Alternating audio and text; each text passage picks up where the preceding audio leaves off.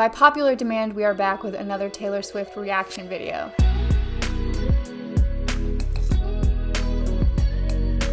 Hi, I'm Megan, a professional writer and writing coach, and I'm so glad to see you today. I'm going to be looking at the writing from another Taylor Swift song today so we can see what we learn from her. If you haven't checked out my other Taylor Swift reaction videos, definitely put those on your queue. And we are going to look at another song from her Evermore album. Let's get right to it. Let me pull it up.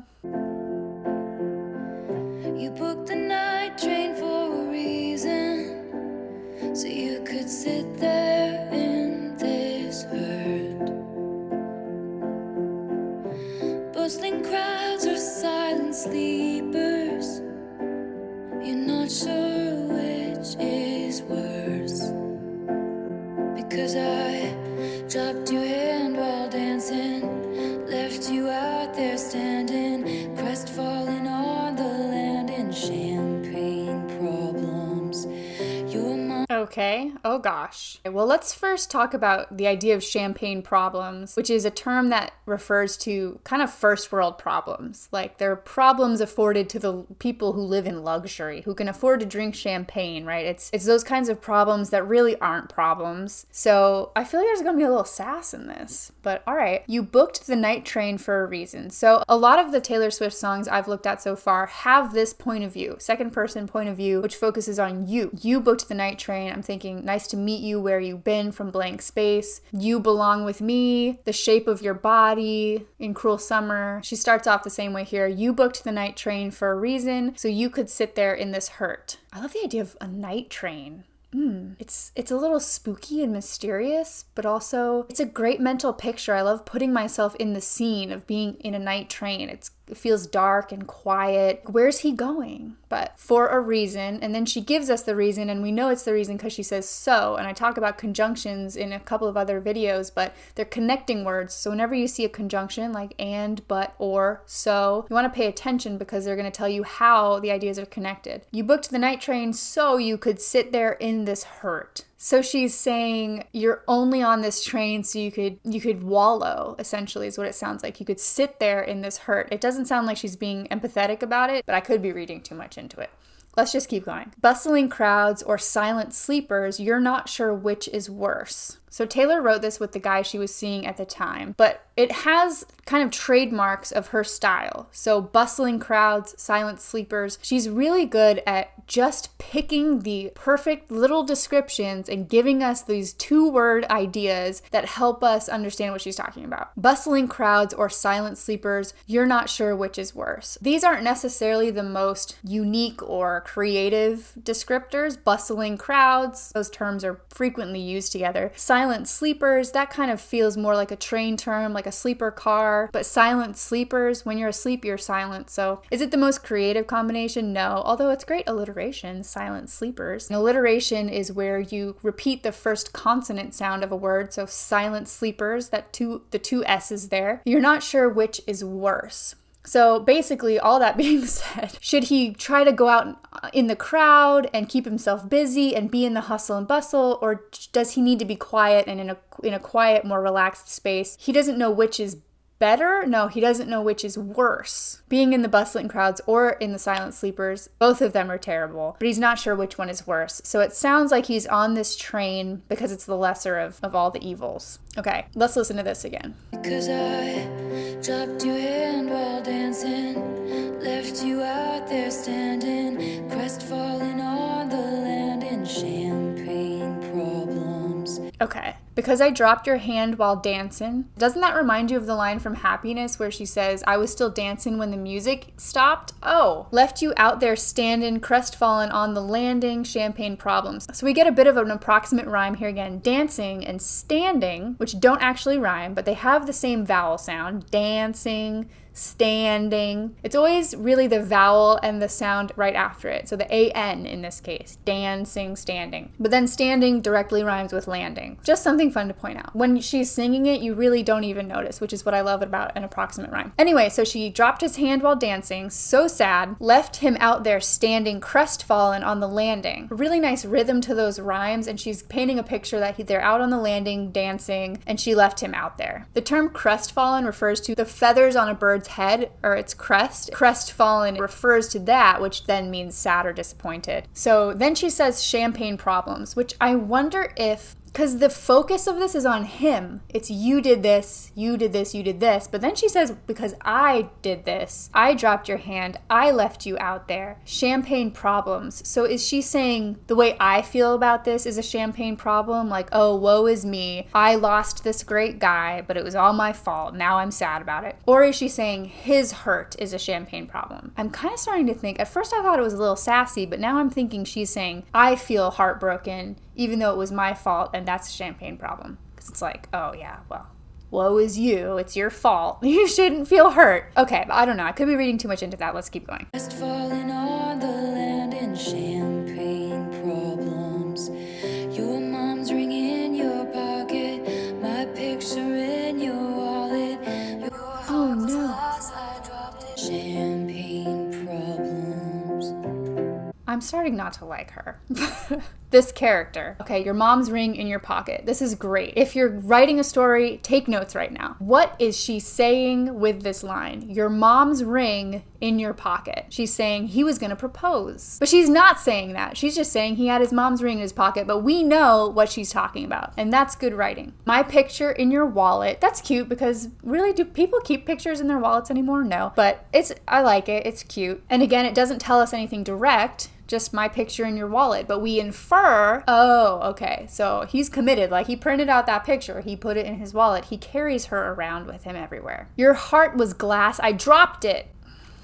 Man, I just love that image. I wouldn't say it's super revolutionary or anything, but I love the idea of if she dropped it, it was in her hands. This fragile, beautiful thing made of glass, his heart, and she dropped it. Oh, Lord. And we all know what happens when we drop glass. But again, another example of an approximate rhyme before we keep going. Pocket, wallet, dropped it. These are very approximate because they don't even have the same vowel consonant. Like we saw in dancing and standing, we have that AN sound. Here we have pocket, wallet, that kind of has a similar vowel sound, dropped it, so it's getting that ah sound, but the consonants that follow are completely different. So that's a much different type of rhyme. And you could even read into that. If you were really going to analyze this, you could say, oh, if the rhymes are getting more disjointed, maybe that's a reflection of something. I'm not going to go down that rabbit trail. Okay. You told your family for a reason. You couldn't keep it in. He was excited. Your sister splashed out on the bottle. Now no one's celebrating. Okay, so again, we know what she's talking about, but she's not actually saying it, which I just love. If you're writing, try to keep this in mind. You don't always have to be so explicit about everything, especially in poetry, which is what I think of when I think of songwriting. You told your family for a reason. She's never explicitly said that he was going to propose, but we know that's exactly what she's talking about. He told his family for a reason. He couldn't keep it in. Your sister splashed out on the bottle, which means she went all out. She dished out a lot of cash for that bottle. Now no one's celebrating. We get another approximate rhyme. You couldn't keep it in. Now no one's celebrating. Very approximate. It's interesting, but it still works. Let's listen again, see how it works. You told your family for a reason. You couldn't keep it in. Your sister splashed out on the bottle. Now no one's celebrating. Dom Perignon, you brought it. No crowd of friends applauded. Your hometown skeptics called it champagne problems. Dom Perignon. So that's the champagne, a nice little plug to the champagne there. No crowd of friends applauded. Your hometown skeptics called it. So again, what is she saying without saying it? There was no proposal. No proposal actually happened. Your hometown skeptics called it. Ooh. That's so great. This is another great writing tip we can keep in mind. If there's a noun version of an adjective, try using that. So she didn't say your hometown, the people in your hometown were skeptical. Skeptical would be the adjective, but skeptics is a noun version, so why not just call them skeptics? It gets it across, the same idea across, but it says it in so many fewer words. Your hometown skeptics. Immediately we know what she's talking about. She didn't have to use all the extra words. So always think about that too. Is there a shorter, more concise way to describe what I'm describing? Is there a noun version of this adjective that I could swap in? Introducing the Dom Perignon, that is a fun play on words, I think, of champagne problems. He's got the champagne in his hand and now he has a problem. But it's also champagne problem, like first world problem. Okay. You had a speech, you're speechless.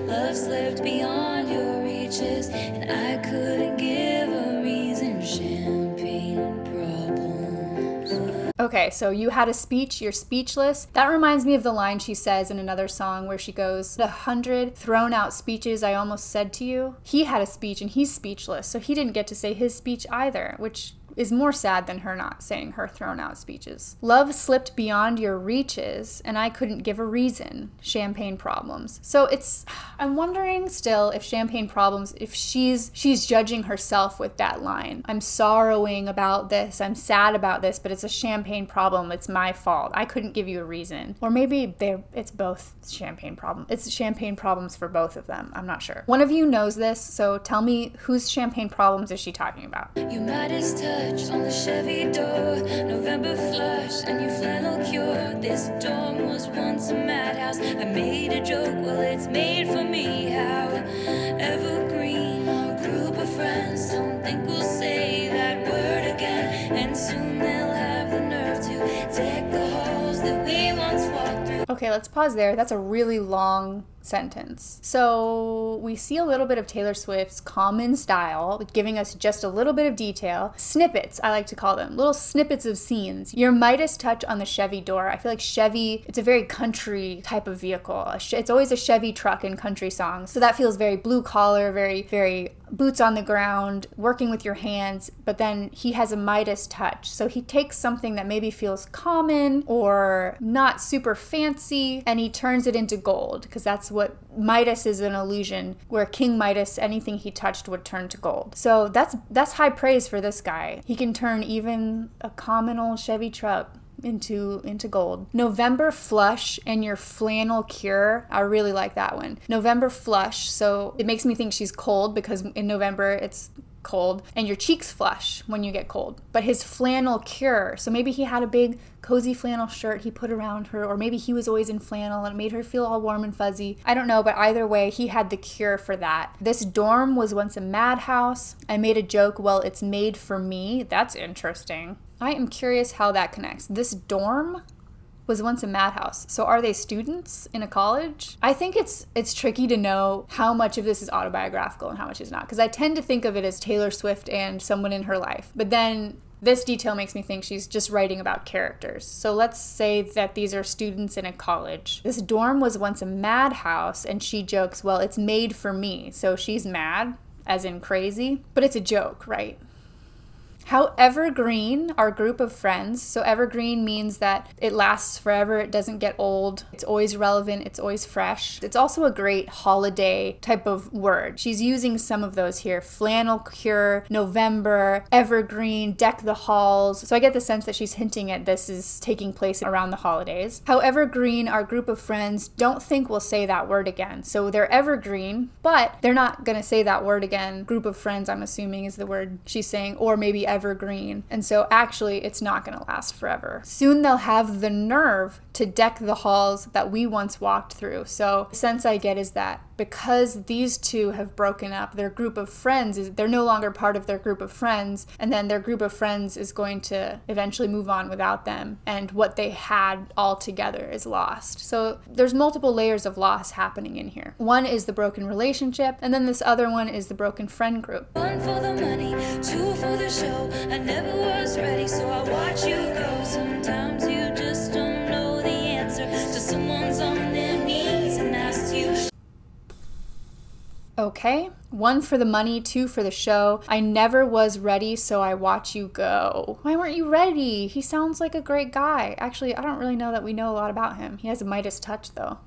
So, and he was gonna give her his mom's ring, and his sister seems nice. Dang, all right, well. Sometimes you just don't know the answer till someone's on their knees and asks you. So again, hinting at what she's talking about, but we all know. And she's basically saying, yeah, she dropped his hand on the dance floor, right? She didn't know until he got down there and asked. And then she knew. And she dropped his hand, and she dropped his heart of glass, and it shattered. She would have made such a lovely bride. What a shame she's stuck in her head. They said, but you'll find the real thing instead. She'll patch up your tapestry that I shred and hold your hand while oh gosh. I'll leave you standing, crestfallen on the landing with champagne problems. Your mom's ring in your pocket, her picture in your wallet. You won't remember all my champagne problems. Okay, there we go. It wraps it up a little bit for us there. She would have made such a lovely bride. What a shame she's stuck in her head, they said, but you'll find the real thing instead. So she's stuck in her head. I don't know if that's a dig on maybe this girl's mental health problems. Maybe she's struggling with something, or she's stuck in her head versus maybe being in her heart. She'll patch up your tapestry. So now we're shifting point of view from the person who's talking about their former partner to now that person's family, I'm assuming, or maybe friends, saying things about her, and shifting to whoever's new who's going to come into this guy's life. So that new person will patch up his tapestry. She'll hold your hand while dancing. She'll never leave you standing. So she repeats the lines that she said earlier about what she did to him, and the person who's next won't do those things to him. She'll never leave you with your champagne problems, and you won't remember all my champagne problems. So it's clear now they both have the champagne problems. This broken engagement is awful, but it's a champagne problem. So it almost makes it seem like let's not give it as much weight as we're giving it, but it still sucks. Even these things that maybe aren't dire, aren't the end of the world, are still very painful. So interesting. Okay. This ending reminds me of that song by Bruno Mars. When I Was Your Man, that's what it's called.